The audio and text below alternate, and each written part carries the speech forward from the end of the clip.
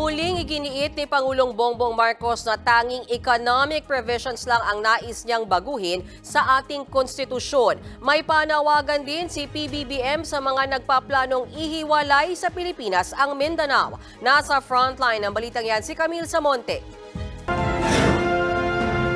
Personal na dumalo si Pangulong Bongbong Marcos sa paggunita ng Constitution Day sa isang event sa Makati. Kasama ni PBBM kanina ang kanyang pinsan na si House Speaker Martin Romualdez na itinuturong pasimuno umano ng People's Initiative para sa charter change. Sa kanyang talumpati, inungkat ng Pangulo ang usapin ng Chacha. Muli niyang iginiit na interesado lang siya sa pagbabago sa mga probisyon ng saligang batas na may kaugnayan sa ekonomiya. I want to make it clear. This administration's position in introducing reforms to our Constitution extend to economic matters alone, or those strategically aimed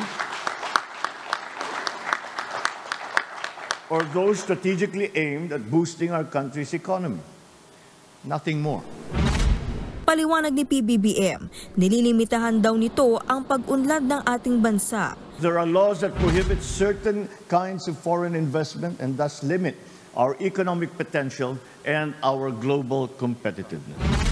Hindi raw makikialam ang Pangulo sa pag-amyenda sa 1987 Constitution, pero dapat daw hayaan ng taong bayan na ituloy ang debate tungkol dito.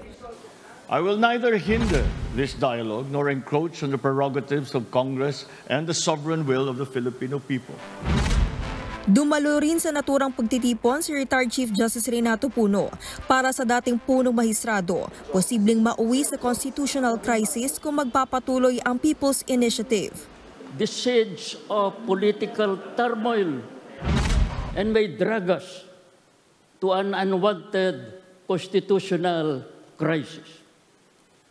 One of these controversies involves the use of People's Initiative to amend the Constitution, which at bottom concerns the most important power of the people, the power to approve or disapprove any and all changes in our Constitution. Nagbigay rin ng pahayag si Pangulong Marcos sa panukalang ihiwalay sa Pilipinas ang Mindanao. Para sa Pangulo, isa itong malaking kalokohan para sa ating saligang batas. The new call for a separate Mindanao is doomed to fail, for it is anchored on a false premise, not to mention a sheer constitutional travesty.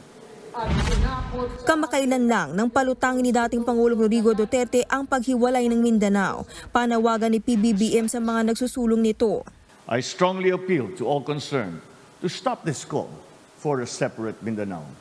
It is a grave violation of the Constitution.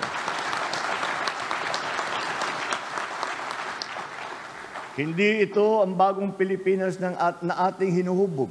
Bagkus, ito ay pagwasak mismo sa ating bansang Pilipinas. Ayon pa sa Pangulo, mismong mga mambabatas nga raw mula sa Mindanao, hindi pabor sa secession o pagkalas ito sa Pilipinas. Giit din ni PBBM, hindi kailangan ng secession dahil maayos naman ang pamamahala sa Pilipinas. Partikular anya sa Bangsamoro Autonomous Region in Muslim Mindanao o BARM. Bilang Pangulo, tungkulin daw niya na depensahan ng konstitusyon, lalo't sa ilalim nito hindi anya kinikilala ang konsepto ng secession.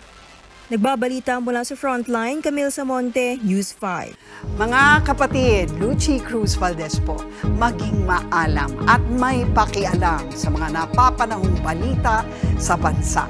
Tumutok at mag-subscribe sa News 5 social media pages.